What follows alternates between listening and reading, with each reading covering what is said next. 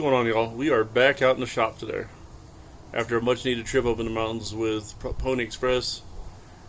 Really made me miss Gus Gus and how narrow and nimble he was on the trails. So in this episode we are going to go ahead and start cleaning up the front axle, get the old control arms off, measure up the new control arms, get all those brackets in, and everything goes smooth. We should have at least the new axle mounted in with the new suspension. So let's get started.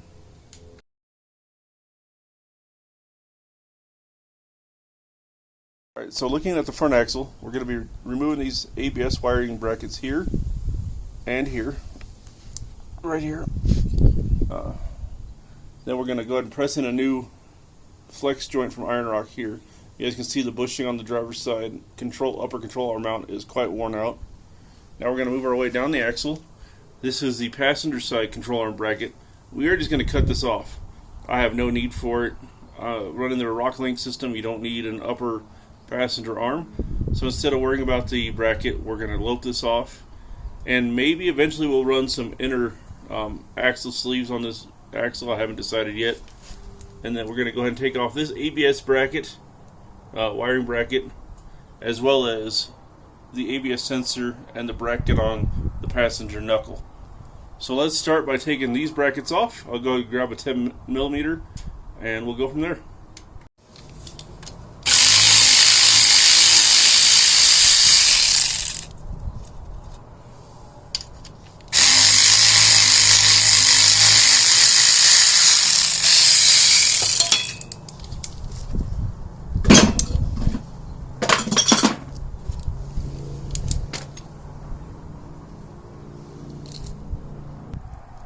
Had to change angles for you guys to get on the driver's side, but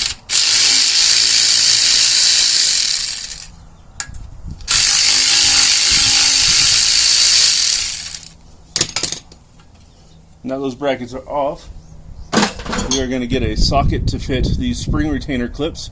We have upgraded ones from ironrock off the old axle, so we're going to reuse those. So let me go ahead and get the right socket and start from there. Alright, so this is a 13.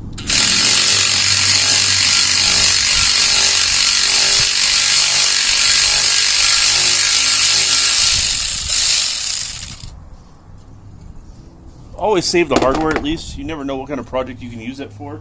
Then we'll go over here to the passenger side and do the same thing.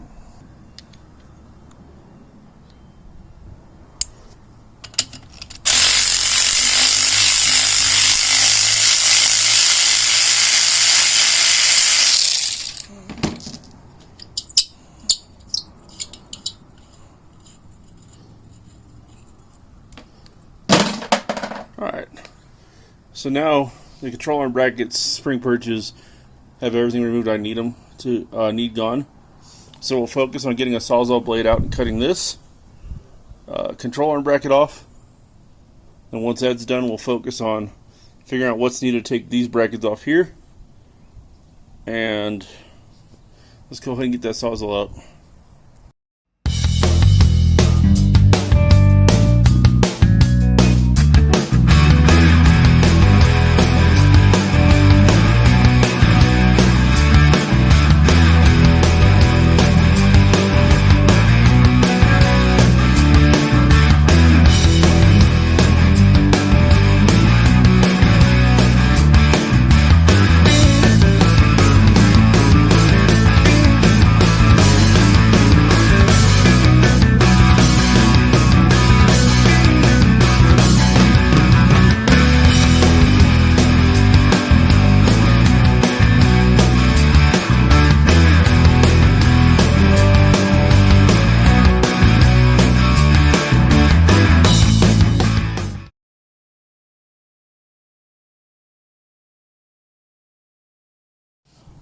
We're going to start with this bushing here. We're going to go ahead and start hitting it with a hammer and see if we can get some movement out of it, and then work our way around it and try to get it loose.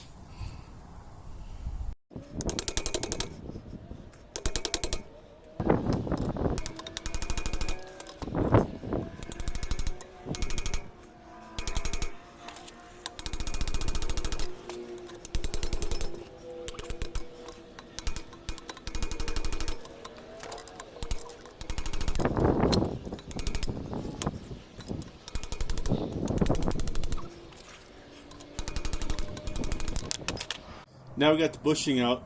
We'll clean all this up and then start cleaning the axle housing itself, and then we'll start reassembly. So, another day. We're going to go ahead and get started on this axle again. Need to get my air compressor set up and swap some fittings over so I can blow the dirt off this axle, wire brush it, get it cleaned up, and then we'll work on pressing the upper bushing in and painting at least the bare metal from grinding it the other day. New fittings are on. A little Amazon special blow gun just to kind of clean this axle up. We'll go ahead and blow this off and go from there.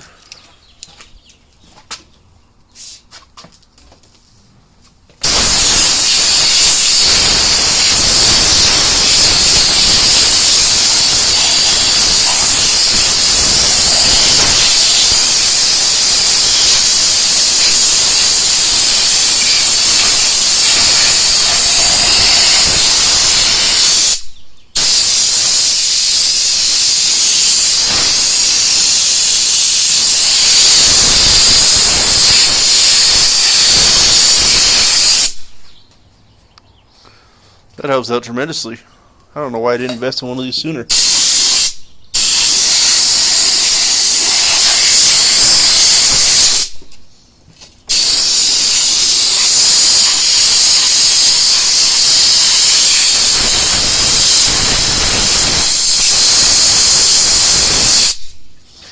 Alright, with that being done, I have come to a conclusion or an idea that I don't want to disconnect the knuckles to get these brackets off right here.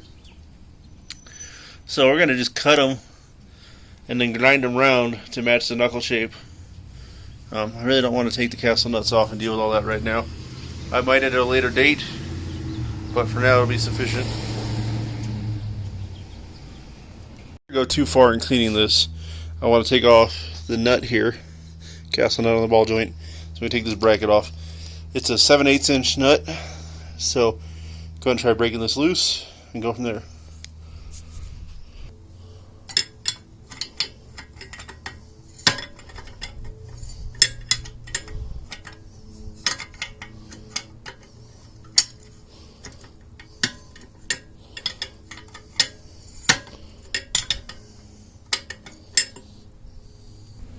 You can see with the castle nut off, the bracket just falls off right here.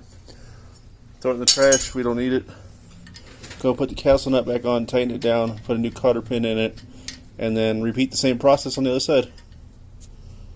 So we still have the ABS sensor in here. As you can see, it's right here. Just a little 8mm. Pull this bolt out, sensor comes out just like it'll do on the other side. It was not stuck. Some of these bolts are old and crusty.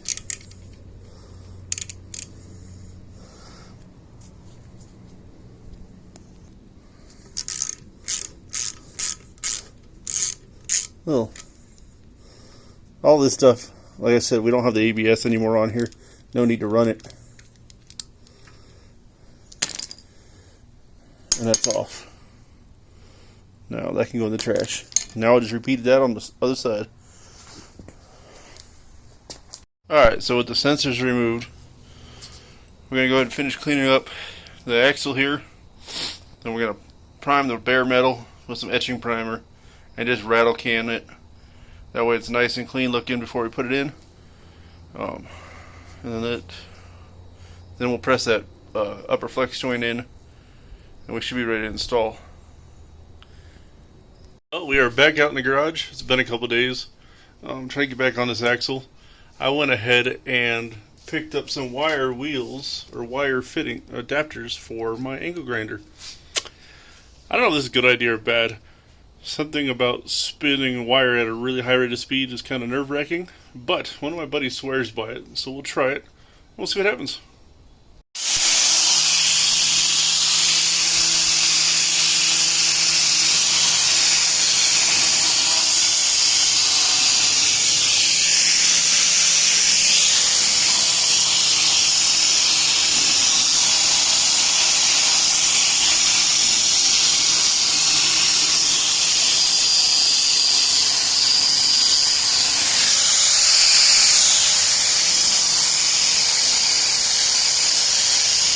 Alright, I didn't want to bore you with the whole wire wheel process.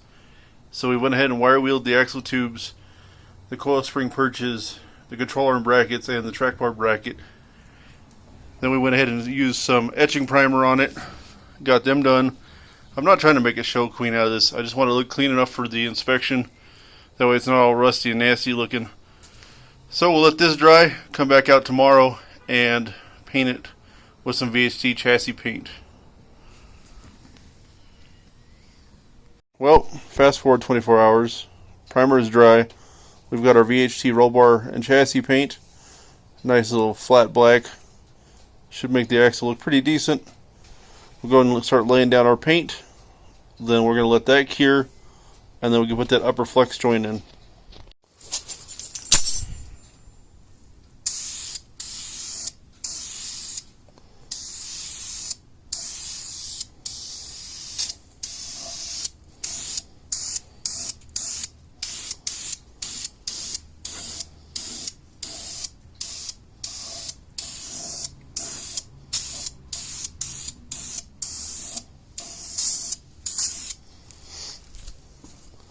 Doesn't have to be a professional paint job, it just has to look decent.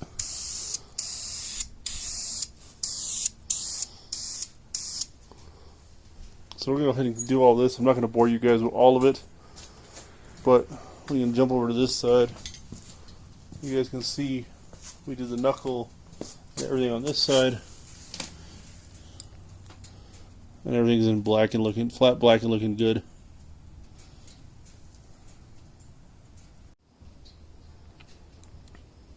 First coat is down. I'm not worried about the diff cover because we are going to replace it eventually. So we'll let this dry up, check it out for any needs of a second coat, and then we will put that upper flex joint in and some cotter pins on the upper ball joints. So here's the upper flex joint. This is what's going to go in now that the axle's all painted. This is going to press in from the driver's side and sit there just like this. And then what you do is you're going to take these two halves, and you can tell they're cupped because you've got this little spherical ball here, and then it bolts together. Now ironrock sells a tool for this that fits in this channel or in this race here and helps pull it through.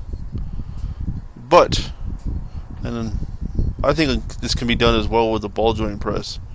I guess I should have watched their video, but it looks pretty self-explanatory. So we're going to take this over to our axle. We're just sitting right here, and we're going to make sure this is all clean inside, and then we will stick this in and press it like that. Sorry guys. Here's what I came up with to get it pressed in. Now, I gotta readjust this a little bit lower, but the ball joint press kind of worked. I had to kind of get creative, make things work. So, 1/4 inch plate, 3-inch strap, and I think if I pull this in enough, I might have to switch over to a cup, like the ball joint press style cup on one side, to allow this to recess over. But let me go ahead and get this put in. I'll be right back with you. My thought process was right. I needed a cup to get it a little bit deeper, but once this is in, then we can start assembling it, and then the axle will be done. Alright, I got you guys set up. So what we're going to do now is pack this race full of grease. Just get a bunch of grease in there, get it all coated. Too bad there wasn't a cool way they could have put a grease fitting on this, so we can pack it up or fill it down the road or service it. I mean, if you have to service it, also you're going to have to take it apart. So get a little bit of grease in there. Sorry guys, I'm off camera just for a second. Now we start with the spherical ball. You got this little piece right here, and then the metal retainer for it. So we're just going to kind of dip this thing in the grease. Probably not ideal situation, but it'll also keep the bolt from rusting in it. So make sure we get enough grease on this. Kind of heavy glop. We can wipe all this down later. I'm not too worried about all that crap. So get that sitting in here. Now, I'm also going to put a little grease on this plastic piece. I don't know if it's really plastic. I don't know what the material is. But we'll get that, the other half in here as well. Hold on one second. And the bolts. Now the great thing about ironrock is they give you all the hardware, obviously, because you have to bolt it together. But they also give you the Allen wrench. So that way you have the tool needed to put it together. Which will eventually go in the toolbox or go kit for Gus Gus on for when we're on the trail, just in case we have to do some side repairs or something like that. So we've got our grease in here. Now we're putting the plastic halves. Like I said, I'm calling them plastic because I don't know what they are. Putting the plastic parts in it first. And then we're going to grab our two metal retainer rings and start bolting those together. So you're going to take the first one. It's right here. Now the first screw I use, I'm not going to put thread lock on it, just for the simple fact that I want to get it all lined up first. So.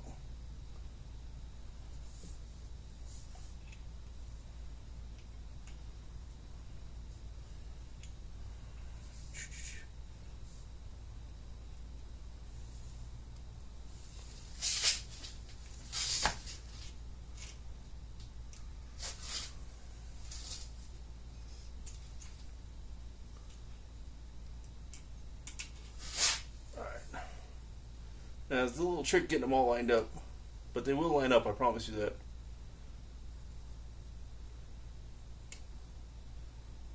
Alright. Bear with me, guys. Gotta clean my hands. Gotta grab a different tool.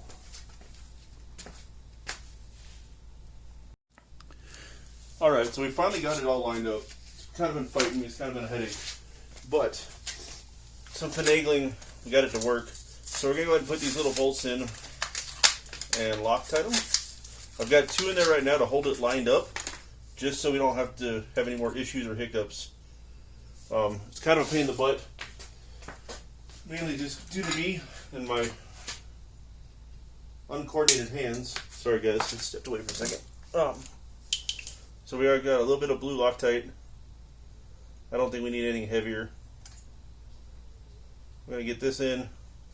Now, there are 8 bolts, 4 per side, and they have recessed head sections on them. So that way the heads will sit down into the retainer.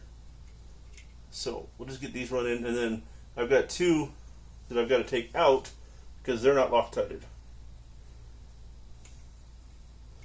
Now they don't go very tight, just good and snug. They're small bolts. I'll show you guys one here in a second. And you guys can see tiny bolts. So we're going to get one side done. That way we remember which bolt needs Loctite. And then we'll switch to the other side.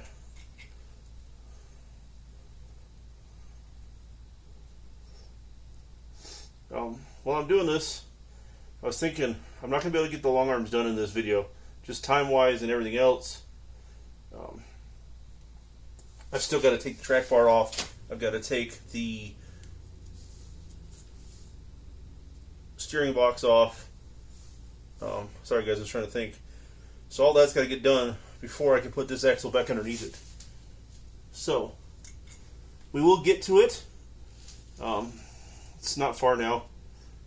Like I said, we're just got so many little things going on.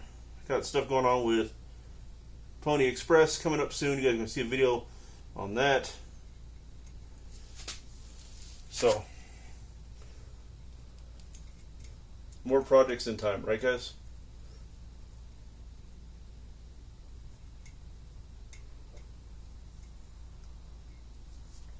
pulling this one out. We're going to clean this one up, and then we will go ahead and Loctite all these. I won't bore you guys with all of that. Let me get it done. I'll be right back with you guys.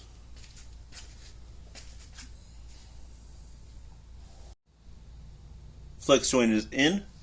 We're calling the axle done for now. We're going to go ahead and end this video here. Next video we'll be taking off the track bar, steering box, long arms, cleaning up underneath it, and then we'll slide the Dana 30 underneath there. So, we did say goodbye to one of our projects. I'm going to cut to a quick clip of that. Lightning Bug did leave us after the last breakdown. I just couldn't do it anymore. I've got Pony Express, Gus Gus, Family Hauler. I got enough to keep me busy right now. It went to a good home. The guy who bought it, Carlos, said he's going to take care of it. He's going to keep the name. Actually planning on repainting it once he fixes the clutch and the trans. So let me go ahead and show you that clip real quick as we say goodbye to Lightning Bug. Well, y'all, we're ending this video from Gus Gus with Lightning Bug going to a new home. Going to a guy who promised to take care of it. And kind of sad to see it go, but it's been a fun project. But I look forward to seeing what he's going to do with it.